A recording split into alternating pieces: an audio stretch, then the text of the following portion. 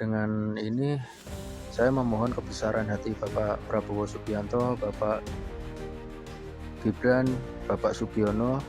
Mohon kebesaran hati Bapak untuk membantu mengakhiri kontrak saya tersebut dan dikembalikan hak kewarganegaraan saya untuk kembali ke Indonesia.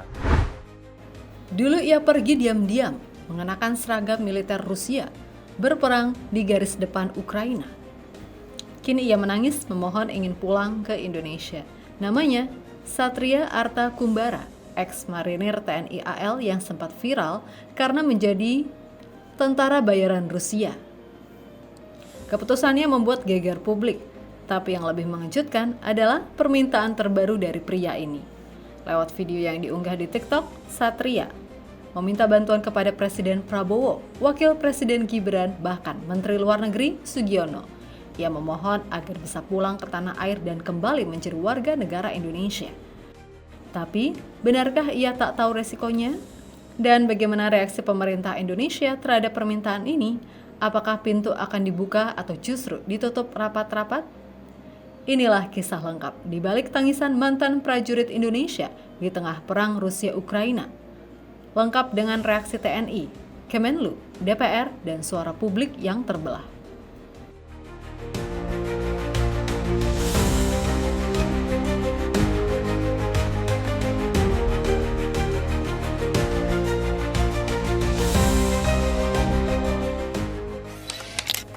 Satria Arta Kumbara bukan nama sembarangan. Ia pernah berdinas sebagai prajurit aktif di Korps Marinir TNI Angkatan Laut, berpangkat Sersan II. Tapi sejak 13 Juni 2022, ia menghilang dari kesatuan, tanpa izin, tanpa kabar, dan itulah awal statusnya sebagai seorang desersi. Pada bulan Mei 2025, publik Indonesia dikejutkan oleh kemunculan sosok Satria dalam sebuah video TikTok @zstrom689. Ia muncul bukan sebagai tentara Indonesia, melainkan memakai seragam militer Rusia di tengah konflik Ukraina. Dalam video tersebut, ia terlihat mengenakan dua seragam berbeda, baret ungu TNI AL dan seragam tempur khas tentara Rusia. Bahkan dalam bio akunnya, ia mengklaim sebagai bagian dari operasi militer khusus Rusia. Kementerian Luar Negeri Indonesia pun angkat bicara. Mereka menyatakan tidak pernah mencatat kedatangan Satria secara resmi ke Rusia. Artinya ia masuk secara ilegal.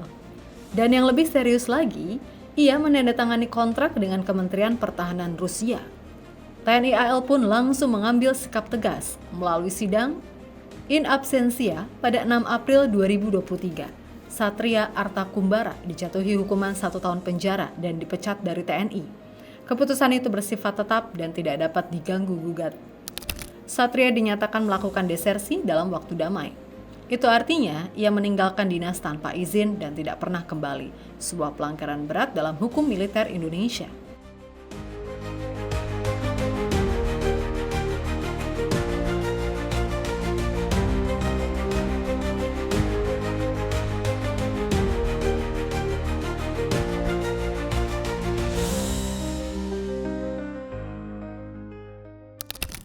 Setelah sekian lama bungkam, Satria akhirnya bicara. Lewat akun TikTok miliknya, ia mengunggah video emosional. Bukan lagi dengan nada tegas, bukan lagi memamerkan senjata atau bendera Rusia, tapi dengan suara memohon. Dalam video berdurasi pendek tersebut, Satria menyampaikan pesan terbuka, bukan hanya kepada Presiden Prabowo, tapi juga kepada Wakil Presiden Gibran dan Menteri Luar Negeri Sugiono. Saya ingin memohon maaf sebesar-besarnya apabila ketidaktahuan saya menandatangani kontrak dengan Kementerian Pertahanan Rusia mengakibatkan dicabutnya warga negara saya. Satria mengaku tidak pernah berniat mengkhianati Indonesia. Ia datang ke Rusia hanya untuk satu alasan, mencari nafkah. Ia bahkan menyebut nama Tuhan sebagai saksinya. Mohon izin Bapak, saya tidak pernah mengkhianati negara sama sekali karena saya niatkan untuk datang ke sini hanya untuk mencari nafkah. Wa kafa billahi syahida, dan cukuplah Allah sebagai saksi. Saya pamit dengan Ibu, saya cuci kaki, saya mohon doa restu, dan saya berangkat ke sini. Ya, sebelum berangkat ke Rusia, katanya ia sempat berpamitan dan meminta restu ibunya. Tapi kini, setelah hidup dalam kerasnya medan perang, Satria sadar kehilangan status sebagai warga negara Indonesia adalah konsekuensi yang jauh lebih berat dari yang ia bayangkan. Ia pun memohon kepada negara untuk membantunya menyelesaikan kontrak dengan Rusia dan memulihkan kembali statusnya sebagai WNI.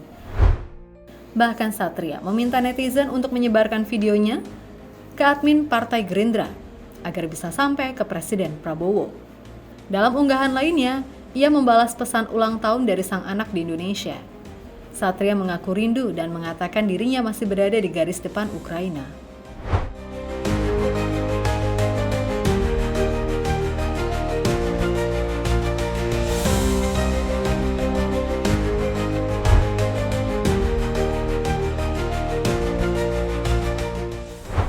Permintaan pulang Satria langsung jadi sorotan nasional. Tapi, apakah negara bersedia menyambutnya kembali? TNI Angkatan Laut tegas menjawab tidak. Kepala Dinas Penerangan TNI AL, Laksamana Pertama Unggul, menyatakan bahwa TNI AL tidak lagi punya urusan dengan Satria Arta Kumbara. Ia sudah dipecat secara tidak hormat, divonis melakukan desersi, dan bukan bagian dari militer Indonesia lagi. Lebih tepat bisa ditanyakan ke Kementerian Luar Negeri RI atau juga Kementerian Hukum RI terkait dengan status kewarganegaraan yang bersangkutan. Yang jelas saat ini sudah tidak ada lagi keterkaitan dengan TNI AL, kata Tunggul. Maka soal kewarganegaraan dan permintaan pulang itu bukan lagi ranah TNI, melainkan Kementerian Luar Negeri dan Kementerian Hukum dan HAM. Lalu bagaimana sikap Kemenlu? Juru bicara Kemenlu, Rolian Syah Sumirat, menyatakan bahwa permintaan melalui KBRI Moskow masih memantau keberadaan Satria dan bahkan melakukan komunikasi langsung dengannya. Namun soal status kewarganegaraan, Kemenlu angkat tangan. Itu, kata mereka, adalah ranah penuh dari Kementerian Hukum dan HAM. Menteri Hukum Supratman Andi Aktas menyampaikan bahwa hingga pertengahan Mei 2025 belum ada permohonan resmi dari Satria terkait status kewarganegaraan. Namun Supratman mengingatkan bahwa menurut Undang-Undang Nomor 12 Tahun 2006 Pasal 23, status WNI bisa otomatis hilang jika seseorang bergabung dengan militer asing tanpa izin presiden. Dan berdasarkan laporan yang ada, hal itu sudah terjadi. Prosedurnya, instansi seperti Kemenlu atau masyarakat bisa melaporkan secara resmi ke Kemenkumham. Jika laporan dianggap sah, maka surat keputusan kehilangan kewarganegaraan akan diterbitkan. Singkatnya, secara hukum, peluang Satria untuk kembali sebagai WNI sangat tipis karena secara prinsip ia sudah bukan lagi warga negara Indonesia.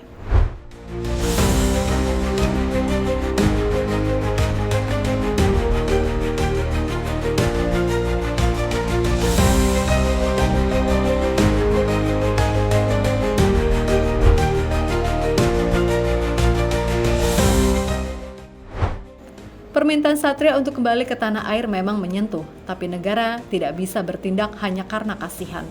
Itulah suara tegas dari para anggota DPR RI.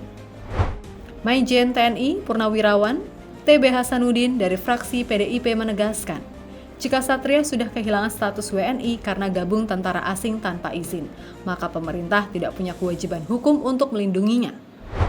Kalau status WNI-nya sudah dicabut, maka ya selesai, itu bukan tanggung jawab negara lagi, ujarnya. Senada dengan itu, Amelia Anggraini dari fraksi Nasdem menyebut tindakan Satria sebagai pelanggaran serius terhadap hukum nasional dan prinsip kedaulatan.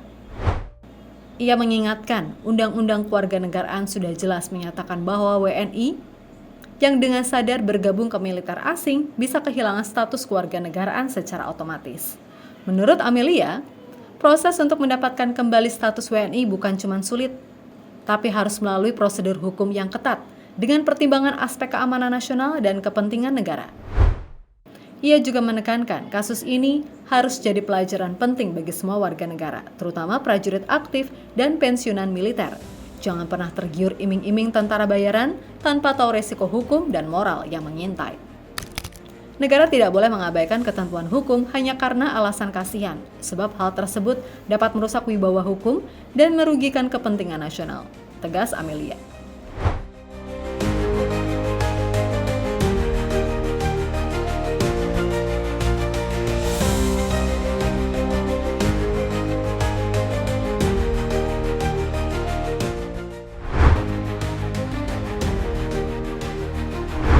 Lalu, kenapa seorang prajurit seperti Satria bisa sampai mengambil tindakan ekstrim, meninggalkan TNI, masuk ke Rusia secara ilegal dan ikut perang di Ukraina? Pengamat militer dari Institute for Security and Strategic Studies atau ISES, Hairul Fahmi, menyebut satu hal utama, yaitu ekonomi. Gaji seorang prajurit berpangkat Sersan 2 di Indonesia sekitar antara 2 hingga 3 jutaan rupiah. Bandingkan dengan tentara bayaran yang bisa menerima puluhan hingga ratusan juta rupiah per bulan, tergantung peran dan wilayah konflik. Pemerintah Rusia, terutama wilayah seperti Bashkortostan, bahkan menawarkan bonus awal hingga 300 juta rupiah untuk warga asing yang mau bergabung. Belum lagi iming-iming kewarganegaraan dan insentif keluarga. Tapi Fahmi juga memperingatkan, realita di lapangan tidak semanis janji kontrak. Banyak tentara bayaran terlantar, tidak dibayar atau bahkan tewas dalam perang, tanpa identitas, tanpa jaminan hukum, tanpa status kewarganegaraan. Tapi yang lebih mengkhawatirkan adalah dampak bagi Indonesia. Jika semakin banyak eks-prajurit tergoda untuk bergabung ke militer asing, risiko kebocoran data dan rahasia militer sangat tinggi. Informasi rahasia bisa bocor, bisa dijual, dan itu bernilai mahal, tegas Fahmi. Ia juga menyebut bahwa tindakan seperti ini bisa menginspirasi prajurit-prajurit lain yang kecewa atau merasa tidak dihargai. Dan jangan lupa, tren ini bukan baru. Sebelumnya sudah ada dugaan 10 WNI bergabung ke militer Ukraina. Bahkan 3 orang disebut sempat bergabung dengan batalion Armenia yang pro-Rusia. Artinya, kasus Satria bukan satu-satunya, tapi bisa jadi yang paling mencolok. Dan jika dibiarkan, ini bisa jadi pintu masuk masalah baru dalam keamanan nasional Indonesia. Di balik narasi besar negara, hukum, dan geopolitik, suara publik juga tidak kalah nyaring. Sejak video permintaan pulang Satria diunggah, ribuan komentar berdatangan dan isinya beragam banget. Ada yang tersentuh, ada yang mendukung, tapi banyak juga yang mencurigai niatnya. Akun @rudok_sing menegur keras, makanya bang, jangan sekali-kali kita menghina negara ini dengan sebutan Konoha.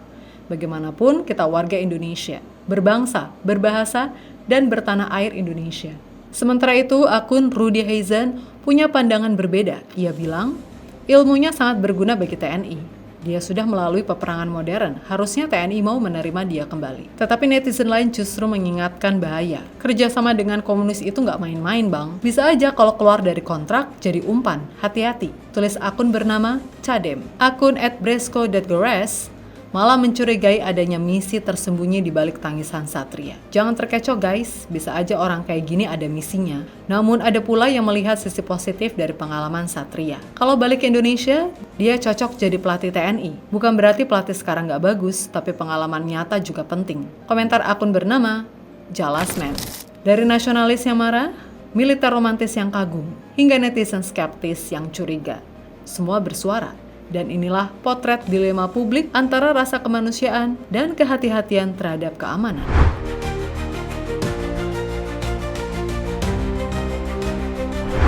Ya, Satria Artakumbara dulunya seorang marinir, kini seorang tentara asing yang kehilangan status kewarganegaraannya. Ia datang ke Rusia dengan tekad mencari nafkah, tapi ia lupa bahwa tanah air tidak bisa ditukar dengan imbalan rubel. Kini, setelah semuanya terjadi, ia menangis memohon pulang. Tapi hukum tak dibangun atas air mata. Negara tak bisa gegabah hanya karena rasa iba. Apakah pintu Indonesia masih terbuka untuknya? Ataukah ini adalah harga dari sebuah keputusan yang salah? Dan kalau kalian yang jadi pemimpin negeri ini, apakah kalian akan beri dia kesempatan kedua? Tulis pendapat kalian di kolom komentar. Karena dalam cerita ini bukan hanya tentang Satria, tapi tentang bagaimana kita memaknai loyalitas, hukum, dan arti menjadi bagian dari Indonesia.